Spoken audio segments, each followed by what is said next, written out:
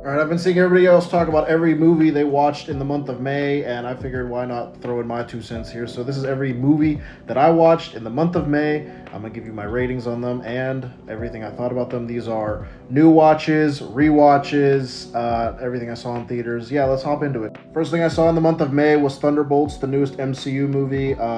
Going into this, I had no expectations. I was honestly a little scared because the MCU is on kind of a down streak right now. But this movie proved that Marvel can do almost anything and win the trust back. It is going to flop at the box office. That's unfortunate. But the movie is very good, very grounded themes. And I was kind of surprised that the MCU was able to handle such themes with actually good gravitas. Oh, that sounded fancy. Anyway, yeah, this is very good. 4 out of 5 stars. Next up, I finally watched The Grand Budapest Hotel. People have been telling me to watch this for years. I've seen a couple of Wes Anderson's other things, but I decided I wanted to finally sit down and watch what is often credited as his masterpiece, and they're correct. The Grand Budapest Hotel is phenomenal. I love Wes's style. I love just how he's just completely his own type of director. This is an amazing movie. 5 out of 5 stars. For my movie club, this month of May was anime month, so we watched Paprika. I liked it. I did at the end. I was losing my mind. I didn't know what was real anymore. Yeah, this movie's fucking crazy. It's also a little insane. I don't even know how to describe it, but it's good. 4 out of 5 stars. Me and my girlfriend sat down and watched The Princess Bride. I've seen this before, but at that time, I don't think I was appreciating what I was actually watching, the correct amount. This movie is fun. I do really enjoy like low budget movies that have become cult classics, and you could tell that this movie has a lot of heart in it. It's very fun. It's a great story. It has endlessly quotable lines. I loved every second of this. 5 out of 5 stars. Next up, me and my girlfriend decided to watch Baby Girl. I saw the trailers for this in theaters with Nicole Kidman. I don't know what I was expecting. It wasn't that good, to be honest. It was mostly disappointing and kind of weird. I'm not a fan. I can get why other people would like this, but it was just not for me. So yeah. 3 out of 5 stars. Next up, I wanted to rewatch A Simple Favor because the sequel came out, and I forgot how much I love this stupid movie. It's kind of trashy, and it's kind of all over the place, but I really do still like the twists in these movies, and I can't deny that I had a good time. 4 out of 5 stars. It's such a good movie.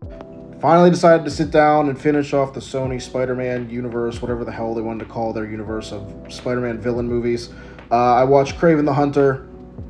It was as bad as I thought it was going to be. It was better than Madam Web and Morbius, but that's not saying much. 2.5 out of 5. I love Aaron Taylor Johnson, but he couldn't even save this. Then I sat down and watched Another Simple Favor. This movie is nowhere near as good as the first one. It's not as tight of a script as the first movie, but like I don't think anything could be.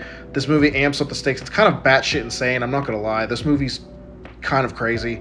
But again, the twists are fun and it's stupid entertainment, and I can't deny that I had a good time enough to watch it. I gave it 3 out of 5. I probably won't watch it again, but they're setting up for the future movies, so who the fuck cares? I don't know. Decided to watch District 9 for this month. I think my movie club was doing a certain theme this month. Anyway, District 9, a fun time. It's a sci-fi staple. A lot of people talk about how good District 9 is. I liked it. I enjoyed it. A lot of the themes, I don't know if they hold up very well in the big 2025, but at the time, I don't even know. There's a lot of metaphors and symbolism and shit for actual real world things in this movie. But I really like the creature design and what it was going for. So yeah, 4 out of 5. I enjoyed my time. Pride and Prejudice was on Netflix this past month, and I decided, why not? It's one of those movies that I hear all about all the time. This is basically enemies to lovers, the movie. I don't know how well it's adapted from the book, but if it's anything like that, then Jane Austen really knew that enemies to lovers is awesome, and I did enjoy it. And yeah, 4 out of 5. I really like timepieces like this, like movies that take place in this time period. So yeah, 4 out of 5. The newest entry in the Final Destination franchise came out, and it might be the best one. 2 is still my favorite, but Final Destination Bloodlines is great. I already made a whole video about how good the series is and how I really enjoyed this movie. It's on my page if you want to check it out. But yeah, Final Destination Bloodlines is great. 4 out of 5 stars. This is another movie club watch that we all decided to sit down and watch. It was Studio 666. This is basically the Foo Fighters just wanted to kind of make a movie, and they made this horror movie. I don't know anything else I could say. It's not that great, but it has really good practical effects, and I love Dave Grohl being an idiot. So 3 out of 5.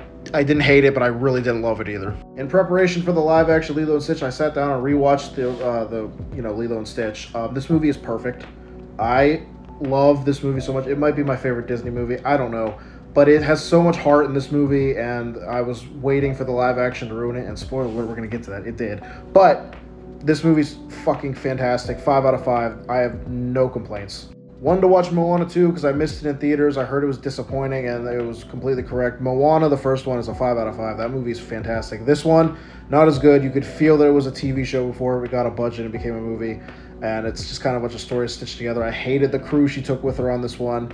It just didn't do it for me. I didn't have that great of a time. It has good moments, but at the end, they're setting up another one. But, like, I don't know. At the end of the day, I wouldn't watch this again. 3 out of 5. I watched Asriel this month. I was doing a series where I'm picking up DVDs from Walmart and just watching them. I have no idea what they are. I just pick up a random one and I watch it. This one came out last year. I never saw it. It has Samara Weaving in it, who I love. It's a very weird concept. There's no dialogue in this movie, but the creature design is really cool. There's good practical effects. And I was really, I don't know why. It might be because I was watching it completely in the dark, but I was fucking freaked out watching this movie. So yeah, I don't think it'll hit for everyone, but I really enjoyed it. 4 out of 5. My girlfriend told me it was a crime that I've never seen Poltergeist before as a horror fan, and I completely agreed with her. This movie slaps. I love the zany, weird character choices and line readings and the puppetry and all kinds of shit in this movie. I really, really, really liked Poltergeist, and yeah, I'm glad I finally saw it. I'm going to watch the sequels. But yeah, 4 out of 5. I had a fantastic time. Tom Cruise told us to trust him one last time, and he was correct.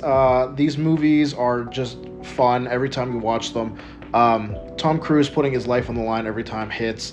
This movie's a bit too damn long, I think, and you really have to be patient through the first act where they just pretty much give you member berries the whole movie, telling you to remember all the previous Mission Impossibles, but it does tie up nicely, and once he gets through the submarine part, I mean, it's just off to the races from then.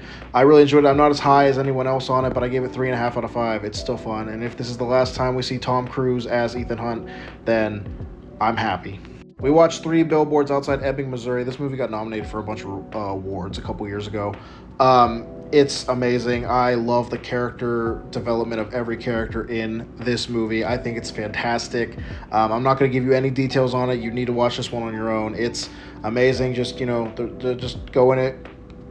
Trigger warning. There's a lot of dark shit in here, but it's really, really good. Decided to go on a Lilo and Stitch spree. I watched Stitch the movie. This is pretty much just a pilot movie for the series, and I really liked the series growing up. This movie's fine. I didn't, love it, but it's Stitch, so at the end of the day, you can find some enjoyment out of it. 3 out of 5. It's nothing special. Same with Lilo and Stitch 2. Stitch has a glitch. This movie is a direct sequel to the first movie, ignores the series or whatever, but this movie is still fun. Stitch has a problem, and we gotta fix it with his Ohana. It's a fun time.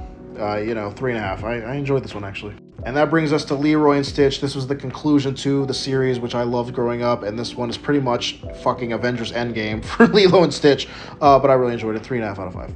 That brings us to the live-action Lilo and Stitch that disappointed me in almost every way possible. They changed a lot of things in this movie, and I complained about them all on my review of it. The movie is fine. Kids will love it. It's already made more than the original animated movie, which I think is a crime, but whatever. It's fine. I didn't like the changes they made to it, but at the end of the day, maybe the movie's just not for me. It's whatever. It pissed me off, but I had a good enough time. 3 out of 5. I will never watch this again. Decided to rewatch Talk to Me in preparation for Bring Her Back, and this movie still holds up to me. I really like the Philippos camera work. They are great at moving the camera in ways that is really jarring and fun and serves the characters very well. And this movie is a great directorial debut, which is crazy to me. This movie has all the sauce, and I'm glad I rewatched it. 4 out of 5. I still really love this movie. And the last movie I watched in May was Bring Her Back. This is the Philippos' sophomore debut. It's so hard to watch. It has a lot of crazy things happening in it, and a lot of it is up to your interpretation, and I really enjoyed that. There's a lot of gross scenes in here that made me cringe, and I love that shit. Practical effects, yes. Great movie. I have a review of it. It's so fucking good. Go watch Bring Her Back. 4.5 out of 5, by the way. If Sinners hadn't come out this year, this would be the horror movie of the year for me. That was everything I watched in the month of May. What did you watch in May? Let me know down in the comments. What was your favorite movie you watched this month? I'd love to hear it. Yeah, I'll be back all this month with new reviews of every single movie I watch in theaters anyway.